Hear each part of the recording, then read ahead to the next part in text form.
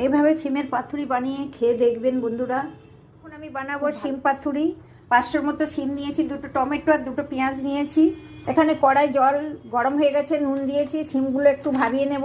সিম সিদ্ধ হচ্ছে ততক্ষণে আমি মিক্সিতে পেঁয়াজটা একটু গ্রেট করে নেব, টমেটোটাও মিক্সিতে দিয়ে একটু ঘুরিয়ে নেবো, আর 2টো কাঁচা লঙ্কা দেবো ওতে।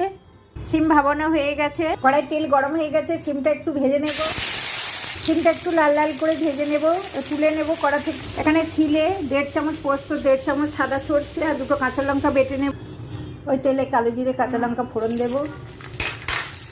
পেঁয়াজ বাটাটাও দিয়ে দিলাম, পেঁয়াজ বাটাটা একটু ব্রাউন হয়ে গেছে, এবার টমেটো বাটাটা দিয়ে দিলাম। তেল ছেড়ে গেছে, একটু নুন আর একটু হলুদ দিয়ে দিলাম, দিয়ে এবারে খালি নাড়াটা দিয়ে পোস্ত বাটার উপরে একটু কাঁচা সর্ষের তেল দিয়েছি, দিয়ে নেড়ে আর একটু জল দিয়ে দেবো। পোস্ত বাটার জলটা দিয়ে দিলাম।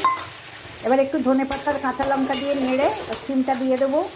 সিমটা নাড়তে থাকবো, সিমটা গোটা গোটা থাকবে আর গায়ে গায়ে মশলা লেগে থাকবে সিম পাতুরি।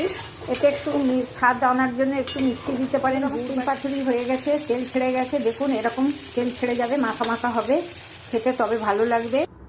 এইভাবে সিমের পাতুরি বানিয়ে খেয়ে দেখবেন বন্ধুরা, খুব ভালো লাগবে। দেখুন এরকম গোটা গোটা থাকবে, ঠিক আছে? এমন হয়েছে দেখে বলবেন বন্ধুরা, কমেন্টে জানাবেন, আর বন্ধু ভেবে একটা সাবস্ক্রাইব করে দেবেন।